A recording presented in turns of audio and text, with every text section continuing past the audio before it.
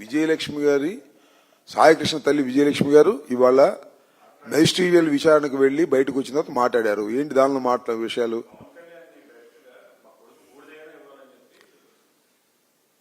సరే, దానికి నేను ఏం సమాధానం చెప్పను? మొట్టమొదటి నుంచి చెప్తున్నా.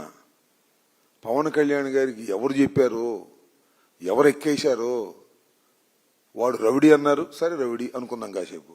14 ఏళ్ల యువతిని రేప్ చేశాడని చెప్పారు.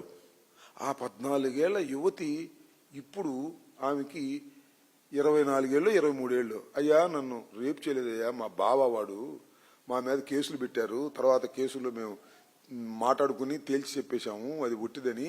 దాంతో కేసు కొట్టేశారంటే 14 ఏళ్ల యువతిని రేప్ చేశాడు, వాళ్ళ బావేనంట.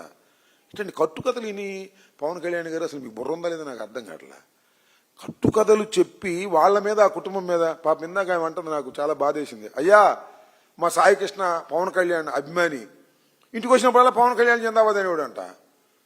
చచ్చిపోతే బూడిదవా అడుగుతుంది. పవన్ కళ్యాణ్ అడిగేది కేసు రిజిస్టర్ చేయండి, కేసులో ఇచ్చేయండి కాదు, బూడిద దోష బూడిదీమని అడుగుతా ఉంది. దోష బూడిద ఇప్పించగలవండి పవన్ కళ్యాణ్ గారు మీరు ఉప ముఖ్యమంత్రిగా? అదేమంటే వాడు రౌడీ అని, నేరస్తుడని మాట్లాడుతున్నారు మీరు. ఎవడు నేరస్తుడు, ఎవడు రౌడీ చెప్పండి, నాకు అర్థం కాల.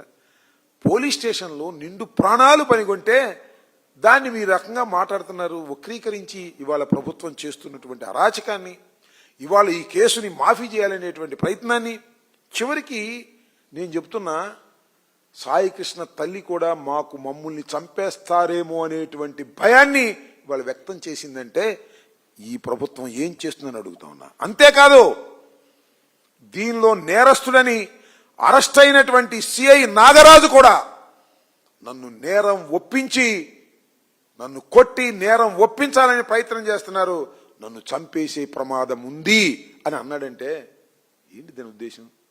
సాయికృష్ణ తల్లికి ప్రాణహాని, సిఐకి ప్రాణహాని. ఒకతనేమో చనిపోయాడు. అదేమంటే గౌరవనీయ నారా చంద్రబాబు నాయుడు గారు తల్లిని చూడలేదు, చెల్లిని చూడలేదు, తమ్ముడిని చూడలేదు, తమ్ముడు కొడుకుని చూడలేదు. ఆయన అంటాడు, విన్నారుగా, సిఐ కాపే, చనిపోయిన సాయి కాపే, మరి తల్లి కాపే. వీళ్ళందరూ లేపేస్తారా? నాకు అర్థం కాల. అట్టాగే ఉంది వాతావరణం. నాగరాజు ఏమో పోలీసులను చంపేస్తారంటున్నాడు, ఆమెమో నాకు ప్రాణహాని ఉందంటుంది. ఏంటిది? ఈ రాష్ట్రంలో ధైర్యంగా బతికేటటువంటి పరిస్థితి లేదా అనేటువంటి సందేహం వస్తుంది. దాన్ని చంద్రబాబు నాయుడు అలాంటి వాటి మీద దృష్టి పెట్టి వాటిని లా అండ్ ఆర్డర్ను కాపాడటము, లేదా బాధితులను రక్షించే కార్యక్రమం చేయటం మానేసి గొడ్డలి పార్టీ భయం వేస్తుంది ఆయనకి. ఎట్టాగా అధికారంలోకి వచ్చేసిన బురద లేద్దామని. జగన్మోహన్ రెడ్డి దుర్మార్గుడు, నువ్వు చెబితే నమ్ముతాడు. జగన్మోహన్ రెడ్డి దుర్మార్గుడు అండి. 5 సంవత్సరాలు పరిపాలించినటువంటి రాజకీయ పక్షం మాది.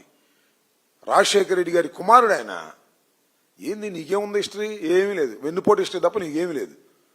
అలాంటి పరిస్థితుల్లో ఇవాళ నువ్వు ఈ రకమైన తప్పుడు ప్రచారం చేస్తున్నావు. ఇప్పటికైనా నేను మనవి చేస్తున్నా, సాయికృష్ణ తల్లి ఆవేదన తీర్చండి. ఖచ్చితంగా జరిగినటువంటి నేరాన్ని అంగీకరించి సిబిఐ ఎంక్వైరీ చేయండి. ఊరి మీ దుంపదేగా కృష్ణలంక పోలీస్ స్టేషన్ పై భాగంలో దొరికిందంట బూడిదను ఎముకలు. ఎక్కడ దొరుకుతాయ్యా? ఎక్కడో పట్టుకొచ్చి ఇక్కడ పెట్టారు. మీ దుంపదేగాని అర్థం కావటంలా? కామన్ సెన్స్ అర్థం కావటంలా? ఇన్నాళ్ళుంటే దొరకదా? 19వ తారీఖున కేసు రిజిస్టర్ చేశారు. ఎప్పుడు దాకా దొరకలేదంట పైన, ఇప్పుడు దొరికిందంట. పొట్లంగడ్డి పెట్టినట్టున్నారు తీసుకెళ్ళి. ఏంటిది? ఇంత దారుణంగానా ఎంక్వైరీలు జరిగేది పోలీసుల్లో? అంటే పోలీసులు హత్య చేస్తే కాపాడేస్తారా? ఎవరిని హత్య చేస్తేనేమో కాపాడరా? ఏంది ఇది? తప్పు, ఇది అన్యాయం, ఇది గుర్తుపెట్టుకోమని మనం చేస్తున్నాం. అంతేకాదు, ఎవరయ్యా యూట్యూబరు రావణ్ని పట్టుకెళ్తే పోలీస్ స్టేషన్ మీదకి వెళ్తున్నారు. మాకు అప్పచెప్పండి ఆడ సంగతి తెలుస్తామని అప్పచెప్పేసేయాలి ఇక పోలీసులు కూడా. మీ దుంపదేగా నేను పోలీసులు ఇట్లా తోశానని మొన్న నా మీద కేసు పెట్టారయ్యా. మరి అక్కడ పోలీస్ స్టేషన్ గోడ దూకి పోలీసులు ఎట్టేస్తున్నారు. వాళ్ళకి లైసెన్స్ ఉంది, మాకు లైసెన్స్ లేదు, మా మీద కేసులు పెట్టేస్తారు. డ్యూటీలో ఉన్నటువంటి పోలీసు అధికారిని డ్యూటీ చేయనీయలేదు అని అమ్మటారు మా మీద కేసు. అక్కడేమో సర్పవరంలో పోలీస్ స్టేషన్లో దూకారు. ఇక్కడ ఇనుకుదుర మన మచిలీపట్నంలో పోలీస్ స్టేషన్ దొరబడి సెల్ దగ్గరికి వెళ్ళారు.